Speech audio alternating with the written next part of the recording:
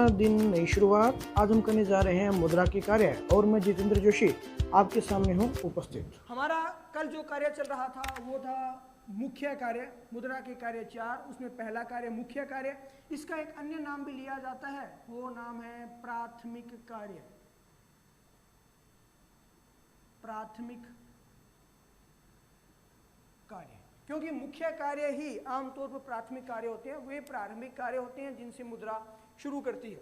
इसमें पहला और दूसरा दो कार्य थे। पहला कार्य था विनिमय का माध्यम, विनिमय का माध्यम। और विनिमय का जो माध्यम था, इस कार्य को हमने कर लिया था कि जब भी हम किसी वस्तु का लेन देन करते हैं, प्राचीन समय में हम उन वस्तुओं का लेन देन किया करते थे, वस्तुओं के बदले में वस्तु, जिसे हमने वस्तु विनिमय प्रणाली का नाम दिया था। लेकिन उसमें कुछ कठिनाइयाँ थी, उन कठिनाइयों का अध्ययन हमने अध्याय के प्रारंभ में किया था। उसके बाद में उन कठिनाइयों को दूर करने के लिए मुद्रा का प्रादुर्भाव हुआ। तो उसी कठिनाई को दूर करने के लिए विनिमय का माध्यम, यानी कि आप अपनी जेब में मुद्रा डाल के लेके जाइए, प्लास्टिक मनी जिसे बोलते हैं वो लेके जाइए, यानी डेबिट कार्ड या क्रेडिट कार्ड ये लेके जाइए। ऑनलाइन आप माध्यम से भी जो है वो पेमेंट कर सकते हैं, तो वो भी एक मुद्रा के रूप में कार्य, वर्चुअल मुद्रा बोला जाता है, वो कार्य करती है। तो उन विनिमय के माध्यम में वो सब तरह की मुद्राओं के द्वारा हम सरलता पूर्वक भुगतान कर सकते हैं।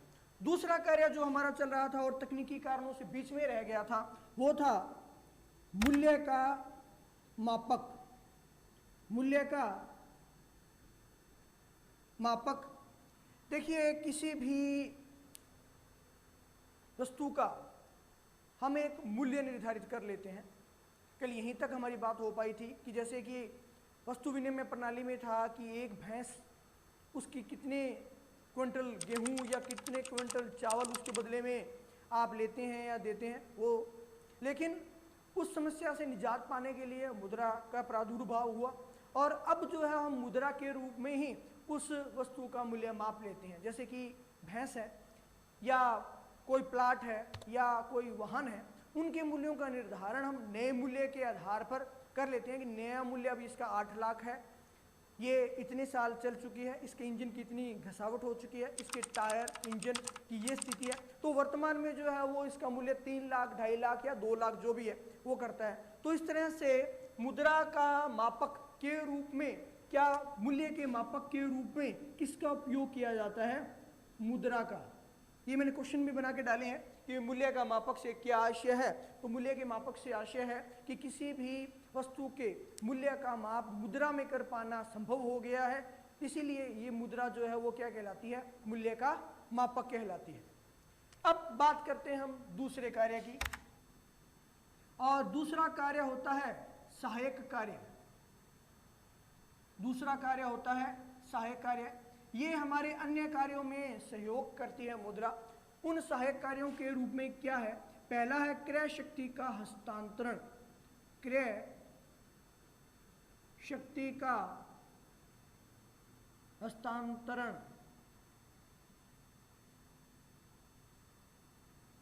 जी, ये क्रय शक्ति का हस्तांतरण ये क्या चीज है? मान लीजिए कि आपको गेहूं का मूल्य चुकाना है। गेहूं का प्राथमिक मूल्य वर्तमान समय के अनुसार देखें 1950 रुपये न्यूनतम मूल्य जो निर्धारित कर दिया। अधिकतम नहीं होता, ये न्यूनतम होता है, इससे अधिक मूल्य में भी आप बेच सकते हैं। अब उस मूल्य 1950 के बदले में आप 1 क्विंटल गेहूं जब डालते हैं तो उसके बदले में आपको मिलते हैं 1950। ये क्या था? क्रय शक्ति का हस्तांतरण था। जो हमारी बेचने की क्षमता थी वो 1 क्विंटल गेहूं की कितनी थी?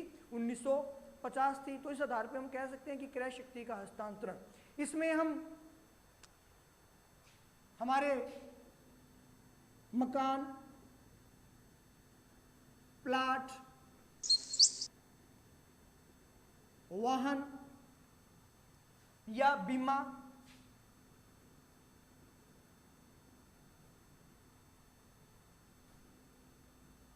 शेयर आदि को इसमें शामिल करते हैं। जी हाँ, सही है कि आप मकान, प्लाट, वाहन, आप बीमा क्यों करवाते हैं?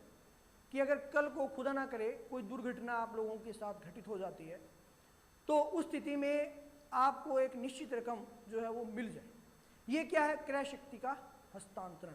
कब? भविष्य में जाके, अभी नहीं है, भविष्य में जाके। इसी तरीके से हम अपनी संपत्ति बनाते हैं, जमीन बनाते हैं, हम हमारा प्लाट बनाते हैं, हम वाहन लेते हैं, तो हम ये बोलते हैं कि यार उसके पास तो बहुत पैसा है, उसके पास 10 तो गाड़ियाँ खड़ी हैं, उसके पास बहुत पैसा है, उसके पास इतनी मरबी ज़मीन है। ये क्या है? क्या वो उन ज़मीन को बेच के अपना जीवन यापन कर रहा है या उन वाहनों को बेच के उनका जीवन यापन कर रहा है? नहीं, ये भविष्य में वो उनका जो है वो बुना सकता है, उसके बदले में जो है वो पेमेंट प्राप्त कर सकता है। तो इसलिए ये क्या है?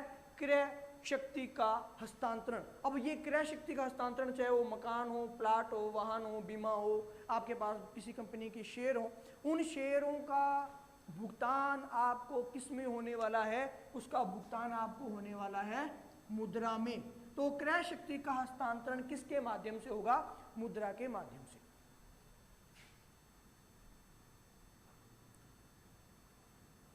दूसरा इसमें आती है भावी भुगतानों का आधार। भावी भुगतानों का आधार।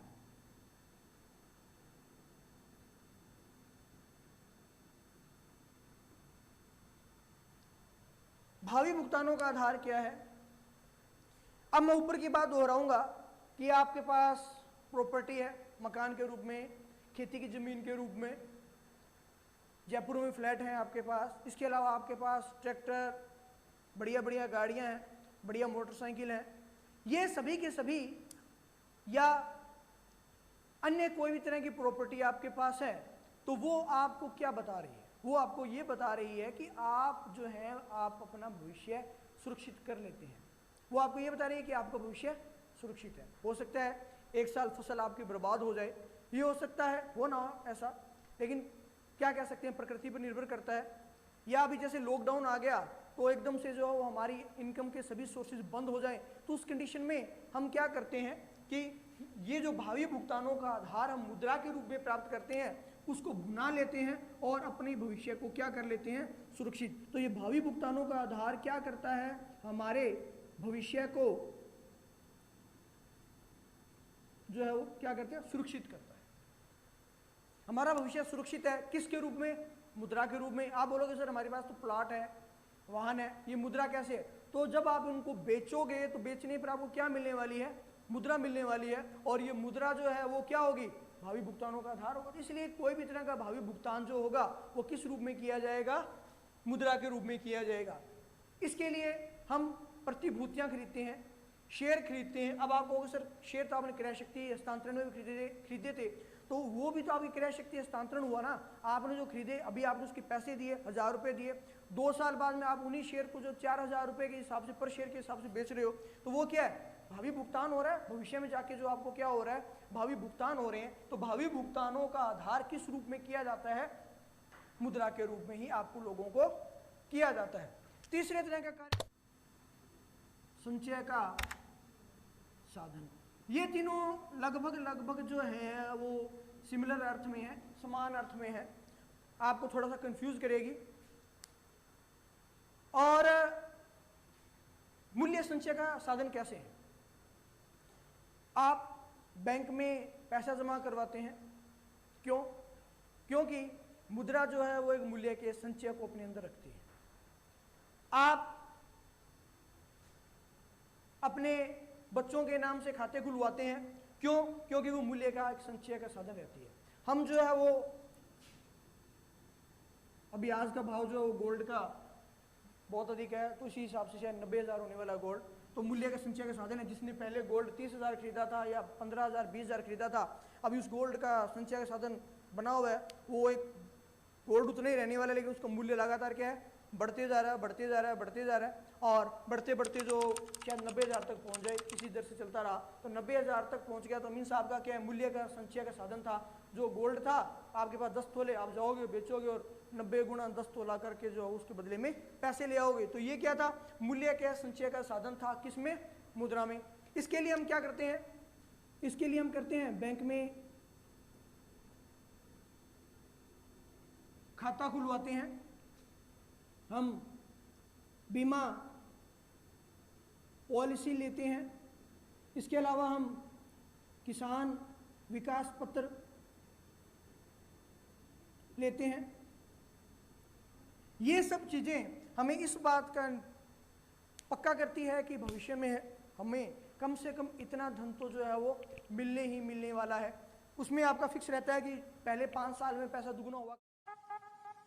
आप सभी को वीडियो कैसे लगा कमेंट सेक्शन में जाके जरूर लिखें। वीडियो को लाइक शेयर करना न भूलें, साथ ही चैनल को भी सब्सक्राइब करें और बेल आइकन को जरूर प्रेस करें। Thanks for watching.